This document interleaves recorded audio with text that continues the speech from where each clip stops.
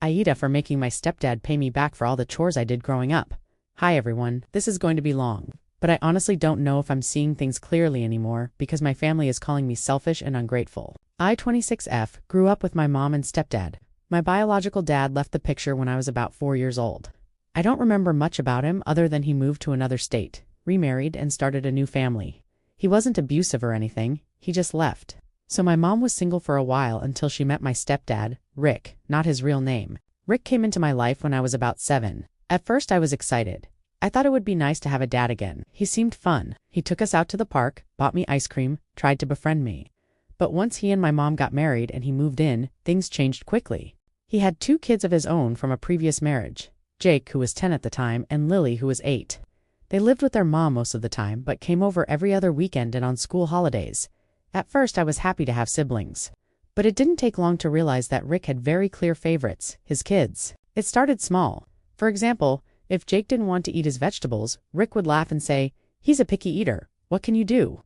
But if I so much as frowned at broccoli, suddenly I was ungrateful and difficult. Lily once spilled juice all over the carpet, and Rick just chuckled.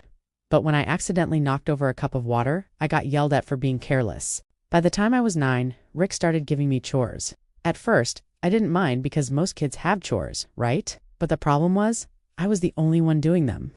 I was washing dishes every night, folding laundry, vacuuming, and cleaning the bathroom. Meanwhile, Jake and Lily got to play video games, go outside with friends, or just relax. If I ever asked why they didn't have chores, Rick would say, "They don't live here full time. It's not fair to put that responsibility on them." But it wasn't just when they weren't around.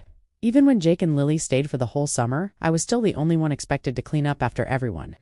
I'd be scrubbing their dirty dishes, picking up their toys, folding their laundry. If I complained, Rick would snap that I should be grateful to have a roof over my head. It only got worse as I got older. By the time I was in middle school, my chores included cooking dinner multiple nights a week. If I made something Rick didn't like, he would scrape it into the trash and order pizza, all while mocking me for not knowing how to cook properly.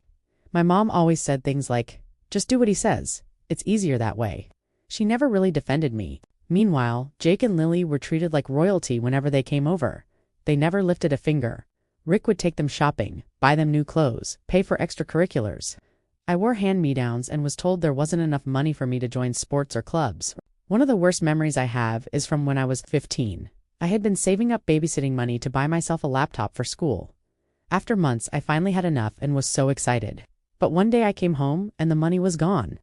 Rick told me he had borrowed it to pay for Jake's football gear. He promised he'd pay me back, but of course, he never did.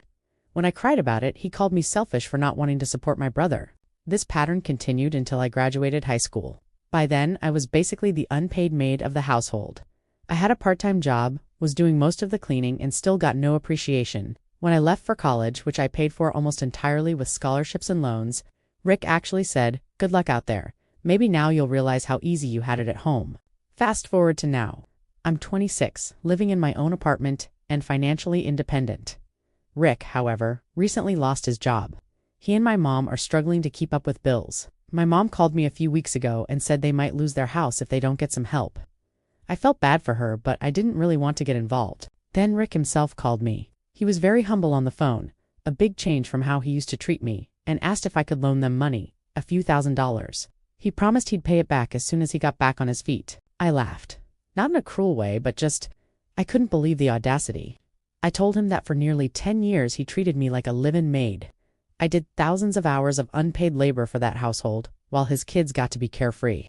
He borrowed money from me as a teenager and never paid it back, and now he wanted me to bail him out. So I told him, "Sure, I'll help you out. But first, you need to pay me back for everything I did growing up. All the money you borrowed, all the chores, all the things you made me give up while your kids got special treatment. We'll call it even after that." He was stunned. He said I was being cruel and vindictive. He told me parenting isn't a transaction and that I should be grateful he took me in at all, since my dad bailed. I reminded him that he chose to marry my mom and that taking care of me was part of the package. But instead of caring for me, he exploited me. Now my mom is begging me to just let it go and help them because family helps family. I asked her where that family spirit was when I was doing everyone's chores while my step-siblings got treated like kings and queens. She said that was in the past and that holding grudges will only make me bitter. Meanwhile, Jake and Lily, now 29 and 27, both reached out to me on Facebook saying I was heartless for refusing to help. Funny enough, neither of them offered to give Rick money either. But apparently, I'm the selfish one because I'm more stable right now.